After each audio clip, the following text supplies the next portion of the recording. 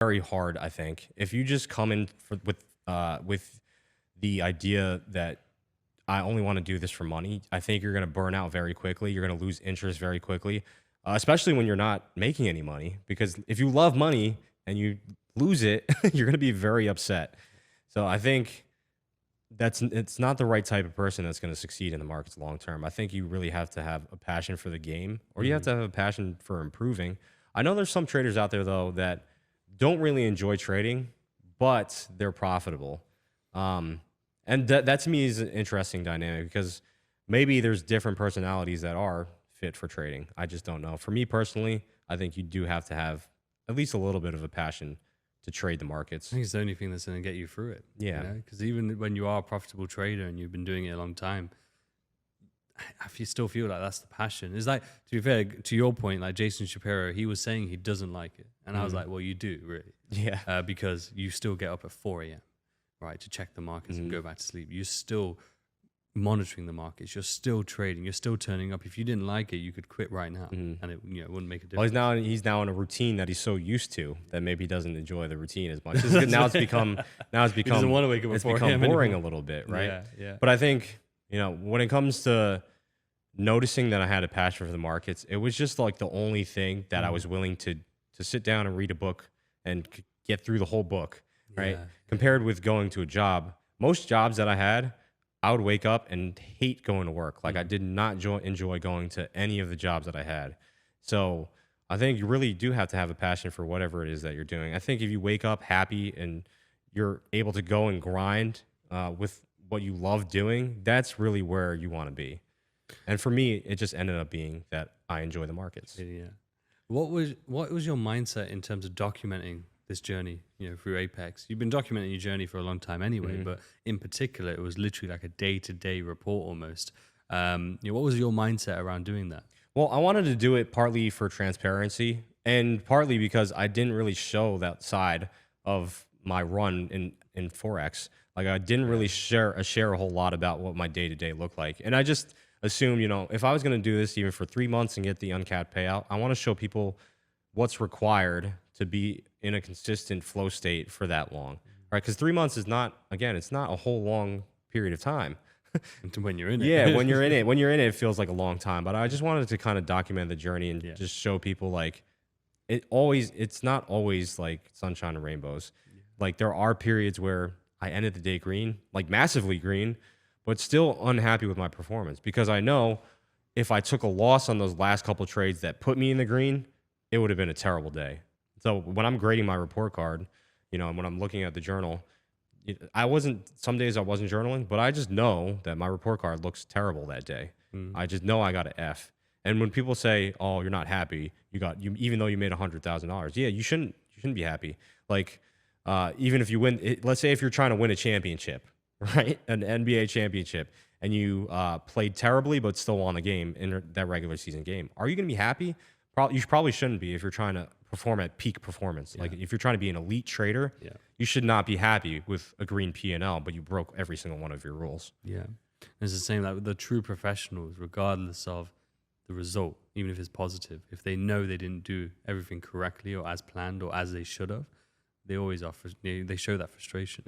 Hmm. They go to the drawing board. They figure out what happened. Why did that happen? We have to make sure this doesn't happen again. And it's not about saying that it shouldn't happen again in terms of like perfection, because that's a dangerous thing. But you're striving for it. It's not saying you're going to achieve it. You're striving to try and be perfect as a trader or a Yeah. professional. I mean, part of that is that the markets will always humble you. And, again, I study a lot of trading content. Tom Dante's talked about it a lot. He's seen a lot of traders make a lot of money that end up with nothing because they go through that really boom and bust cycle. Yeah. And one book that I actually was listening to the audiobook on the way here from my flight from Denver is Jesse Livermore's Reminiscences of a Stock Operator. That book was, he was trading back in like the 1920s. Nothing has changed since then, really, with the markets. It's been the same. It's principles just are been the same yeah. struggles. Yeah, exactly. So he went through so many boom and bust cycles that he just ended up offing himself. And he went through stages where he was like a multi-billionaire multiple times and lost his fortune multiple times. And, you can never avoid those types of, Mm. stories because it really shows you that the markets at some point will possibly put you in your place, and you have to always be on top of your game, and you just can't be, you can't just say, I did great today. I made $100,000, even though I broke all my rules. Yeah. At some point in the future, that's going to burn you. I know journaling wise, we've discussed, privately and on that video yesterday as well, that it's not something you necessarily are like doing every single day and every week. You have periods where you're still doing it and periods where you're not, because at this point you have your edge, your data, the edge hasn't changed. So therefore the data is probably not going to change too much. But from what you're saying, it sounds like you still review the day's performance. Yeah. Which I think is probably what matters most to you at this point. How important is that for you to be able to, obviously we've talked about the process at the start of the day, but how important is that review process? To me, it's extremely important. And what I try to focus on is not, all the mistakes I've made. I just try and focus on, how do I get back in sync with what I know what works. And to me, again, as a visual cue, I have poker chips on my desk. To me, that's like one of the most important tools that I have on my desk, because I know if I'm going to put on risk the next day, I'm only going to put in 1 to 2 chips. If I go over that, I know I'm breaking my rules all of a sudden. And it's just a quick reflection. If I break all my rules and I take 5 trades in a day, it's just so important to get off the desk, get out of the office, and reflect on that and just say, this is not the type of trader I am, and it's not the type of trader I want to be. It's not the type of trader that I envision myself to be that makes, $1 million in a year. That type of behavior is not conducive to profitability. So you have to be able to just, uproot it as fast as possible. What was it like? Literally, when was it? 2 days ago? 2.5 million hits the bank account. What was that like for you? Kind of a crazy moment. And I think, maybe a lot of people are not going to understand the feeling, but if it hits your bank account, it's a great feeling. But like nothing really changes too much. I was actually talking with Dan Champ about this. Nothing really changes too much. Like, yes, you have a bit more freedom. Yes, you can go buy a lot more stuff. But again, once you're at the point where you're a full-time trader and you're covering your bills and you have a roof over your head and you can afford food, what else really is there? Now you have the ability to help friends and family, take them on nice trips, help provide for them. And that's really the freedom that trading brings. And it's not so much like, I guess, a massive milestone for me, because again, I can get humbled at any point. I could lose the $2.5 million making stupid decisions. So it's really important to just, I guess, keep myself grounded and humble myself for a little bit. And yes, maybe splurge on myself because of the hard work. But again, try to bring myself back to earth and figure out where I want to go in the next 5 years. I don't know where that's going to be. And hopefully it takes me to newer heights. But really, again, try not to get too wrapped up in the outcome of what's happened, right? Well, you tweeted something yesterday, I think it was. And I will, off the top of my head, it was something along the lines of like you and your partner. Yeah, so she actually brought it up. Yeah. Yeah. When we were just getting engaged and like saving for our wedding, we were extremely broke. So like when I got engaged, I was making $40,000 a year after I graduated from college, which was late. I was like a late bloomer in college because I went through all those problems and didn't know what I wanted to do. Fell in love with trading. I graduated at 25 years old, making like $40,000 a year. My friend who got me into the job was a good friend of mine. He did not go down the college route. Like he got in a whole bunch of trouble when he was younger, still somehow worked his way up the ladder and was making like $90,000 a year with no advanced education. And, I compared myself to that and I was extremely frustrated. And yeah, we were just, after taxes, I was bringing home, I don't know, $800, $1,200 every 2 weeks. And, after all the expenses and everything, it doesn't end up being a lot. So saving for a wedding, I've got a big family. She has a big family. We were just broke. And a lot of times we were like just getting by, paying our monthly bills. Had to go to the bank, to the Coinstar, deposit change just to cover the bills. So what's that like then? To be able to, because it's so interesting where when you're in the moment, you're working so hard, you're so focused on performance, your business, family, like all these different moving parts. It's so easy, and I'm guilty of it. I think everyone is, of forgetting what it was like 10 years ago, Yeah. 5 years ago. To have that sort of moment. Would you say, however, that those moments are necessary. Like if you didn't have that moment, you might not be who you are today. You Yeah, I might not have think achieved every what you have. moment that you go through in your journey is important because it's going to bring you to the final destination. Which, again, when you get to the final destination, there's another path that you're going to that you're going to take. But I think it is important to notice, like, there are parts of your journey, regardless of how much money is in your bank account, you're going to have moments of elation, and you're going to have moments where you're in the trenches, and it feels like nothing is going your way. And just there's so many peaks and troughs in your journey that it's like indescribable when you start reaching your goals. But again, when you reach your goals, it's kind of like a fleeting moment. And it's I felt the same way about promotions at work and things like that. And I really just think it's really a growth mindset. When you're in that position of, how can I continuously be better? How can I improve myself? Maybe you want to go for another promotion at work. I just think, to me, when you're in a stagnant lifestyle, that's typically when I was the most unhappy. If I'm stuck in a specific at a specific level, I was hitting a ceiling, that's when I was the most unhappy. And it had nothing to do with the bank account, really. What is your goal in terms of trading that? You've hit these milestones, year after year. Obviously last year having a bit more of a, I wouldn't say down year, but just not as, maybe peak performance as you wanted. But this year, starting off incredible. But what is your goal? Like, where is it that I know you mentioned that you're sort of figuring out that 5-year one, but do you have anything in mind of like where you're wanting to go? I think maybe eventually, like, opening up a legitimate prop firm, helping traders more. I think it's amazing seeing some of my students. Like, one of my students just hit a 6-figure month, and it's been, I don't know, he's been with me like a couple weeks. So being able to see that in person is extremely amazing. So helping more traders. I mean, obviously, my YouTube channel, I try and educate as much as I can for free. My time is important, so if people want to work with me directly, like, obviously it's a little bit of a different story. But I think goal-wise is just to always be improving with my trading. I know that I'm not at the level of some of your recent guests, and that's kind of the level that I want to be at, right? And I think it's important to always have somebody that's above you that you're looking up towards. Yeah. And trading is so amazing because you think that as soon as you think that you're the biggest fish in the sea, another one comes across and you're like, wow. So I think, goal wise is I don't really set hard goals like that. Like, even with Apex, I wasn't trying to break the record or just happen. I'm just trying to align myself along the path of what might get me there and what might make me happy in the future. What we haven't talked about, which is interesting, is that obviously you went from CFDs. You were known and still are known, to be fair, to be one of the largest payout holders collectively, one of the most consistent traders as well over on that space. Things happened last year within that space, made it a bit harder for US traders to trade with them. That was cool. You made a transition to futures. Mm-hmm. We have one thing we haven't discussed is what was that transition like? Was it a difficult transition? Were there things that maybe other traders out there who are maybe thinking of making that switch? Because do you still trade both? You only trade futures now? So I only trade futures, but I'm still trading currency futures. So I'm still trading the FX markets essentially because they move very similarly.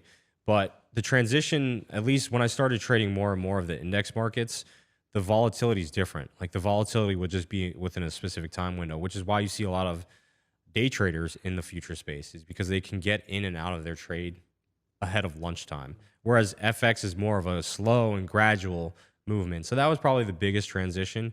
And then understanding the contract values. With FX, you can dial in the size so minutely that you can get on the exact risk that you want to put on. Whereas with futures contracts, you can get close, but not quite. Interesting. But other than that, the markets to me are all moving the same. They're all going up, they're going down, they're going sideways. What are your thoughts in terms of like spread and execution in comparison? The execution futures is definitely better, but there's still slippage. Like, when the books are thin, there's still slippage. Interesting. Yeah. But I think the slippage from an FX standpoint is more so the brokers than the liquidity. Yeah. I think there's liquidity there, but the brokers are probably they get to set manipulating their own that. thing going exactly. on. Yeah. Like, what are your thoughts when it comes to prop firms as a whole? Like, we've seen such a debate, of like prop firms are no good and it's not worth even trying, or you shouldn't trade it, you should just trade personal. But then you have someone like yourself who has the edge, right, and knows how to apply that edge and look at the reward. Yeah. Right. And there's others like you, like Kane and even Omar, Casper, like all these people who have edge, right? So what are your thoughts when you see all these comments of like, you know, no one should really be trading prop firms, or like you should be careful of prop firms, etc. Like, I mean, you definitely have to be careful of prop firms, 100%. But it's a risk to the reward situation. Like they're giving you leverage that you possibly wouldn't be able to trade with. Like just imagine how much capital I would need to have in my account to trade 17 minis across 20 accounts, right? It's almost 300 lots that I would need to put on. But I'm doing that in a prop environment where I'm not risking my own money and possibly getting rewarded for that. Obviously, there's always the risk of not getting paid out. You know, there's some firms that still owe me money, right? They've disappeared by now, and it's just really you have to weigh the risks. For me, the reward was always worth the risk, even if it was $1,000, $2,000 for a challenge. I was willing to take the risk, and if it didn't pan out, I have a business that I run. I can expense that, right? So all the profits that I get at all these other firms, maybe this one firm didn't pay me out, I'll write off the expense. And when it comes to the capital standpoint, a lot of traders, and I would say most retail traders, the one thing that they struggle with is capital. They can't get enough capital to make the money that they want. Even the job that I was in, to replace my salary, which is what most people are trying to do, they're trying to replace their full-time income. I would need a lot of money without taking excessive risks. Yeah. So I think Peter Brandt mentioned it in your last podcast. If you want outsized returns, you have to take outsized risk. Yeah. Right. And I look at these prop firms as being somewhat outsized risk because you're going to fail a good amount of challenges, but the reward is also outsized compared to a personal account. How important though do you feel like having edge is when it comes to even these prop firm challenges? Because I feel like a lot of people who are failing them consistently, like the ones who are really churning accounts, and a lot of the time have some sort of negative opinion. A lot of the time, from what I can tell, there's no edge. Like they're literally kind of treating it as a, I don't want to say get rich quick, but like, treating it as a way that they can leverage capital easily and quickly. And they assume that the problem with their trading is capital and not. Or if they're being manipulated by the prop firm, like that they're a scam. The thing is, if I put myself in their shoes, when I was 1 to 2, 3 years in, I would be in the same situation. I'd be blowing accounts. I'd be running up credit card debt. When I started trading, there was only retail brokers. Like these online props weren't around. So I had to put my own hard-earned money into the broker, and I was losing that hard-earned money. Before I even touched a prop firm account, I was already 10 years into the game. You know, a lot of these traders that have developed a defined edge have spent a lot of time doing so. You know, and some of them have done it faster than me. I'm not comparing, but you need to be able to have an edge before you go into these types of environments. If you don't have a proven edge, you can't expect that you're going to get a payout from them. What would you say is the worst trading advice you've ever had or ever heard? You know, that's a hard question to answer because even if I get bad advice, I kind of twist it and look at the perspective of why would they say something like that? And I just try and learn something from it. You know, I'm not so critical and say that guy's an idiot. Sometimes I do, but a lot of times when I hear trading advice, you know, I just kind of look at it in a different way. And maybe that's why I like to think outside the box a bit and I'm a little bit more unique. I've always tried to be a little bit more creative when it comes to my thought processes. So when I hear certain things that I don't agree with, it's not like I think that person doesn't know what they're saying. I just know that I'm on my own journey and either I'm going to agree with them or not. You know, it's part of my belief system or it's not, right? What would you say then on the flip side, like the best trading advice you ever had or heard? It's definitely John Ramble Moulton, his podcast. I continuously watch all the time. Like that one podcast probably has so much value in it because he talks about you know, basically the law of large numbers. Like he's been in trades where he doesn't even know he's in the trade. Like at the end of the day, he'll look at his account statement and be like, "Oh, that trade looks good. Let's keep it running." So he's so disconnected from what he's doing. He's just focused on taking good trades. And he, you know, when the trade is over, just book it and move on to the next one. That's all he's focused on. Is don't dwell so much on the losses that you've taken. Maybe you've taken a massive loss and impacted your net worth by a large amount. You have to be able to shake it off. Otherwise, you're going to be carrying that weight with you for a long time into the future. And I know that there's traders out there that have lost so much money in the markets that they're trading from a place of fear now. Like imagine losing $100,000 in the markets and now you're trying to start from ground zero again. Yeah. You're always going to be thinking about how much you need to make just to get back to break even. And that does not give you the environment of proper trading. You have to be able to disassociate with all of the trades that you've taken in the past because that next trade is the most important one. In terms of these legends that we talk about, these legend traders, that being one of them, but we've mentioned a few already. What are your thoughts? How much have they shaped your sort of mindset and your vision towards your trading and also your trading as a whole? Because we've started to have on some real incredible trading veterans, still traders who have been trading for multiple decades but still trade to this day. And obviously, overall, the positivity is incredible. But you get the occasional comment of like, this person's a dinosaur. They don't know what they're talking about. They've been trading from 20, 30 years ago. It's useless, right? What are your thoughts? To me, and again, it goes back to the growth mindset. I'm going to listen to everything and then come up with my own opinions and see if that fits within the narrative for me. Mm-hmm. And for me personally, Market Wizards, Chat with Traders, your podcast have been the most important pieces of my journey because I'm learning. I want to learn from people that have more experience. Like if I want to go build a house, I'm not going to go to the guy that's 1 year in as an apprentice. Right? I'm going to go to the guy that's building a house for 10 years, and I'm going to ask him every single question I possibly can. Maybe he's going to give me terrible answers. Maybe he's not. But I'm going to listen to what he has to say and then come up with my own opinion, obviously, but still respect that he has a lot of experience. So I know, and I mentioned this on Twitter the other day, everybody's trying to give me trading advice or say specific things to me. And I'm just like, unless you have more than 14 years of experience, don't try and give me advice. All right. Because I've ironed out what I need. Mm-hmm. And I really only listen to people that have more experience. And yeah, again, with Market Wizards, Chat with Traders, and your podcast, more recently, I had Chat with Traders on in my earphones like all day long. Like that was the only thing I listened to at work. I wasn't even paying attention on calls or anything. So just listening to all those traders' perspectives has added so much edge to my trading because it feels like they're in the room with me. So when I hear about John Renman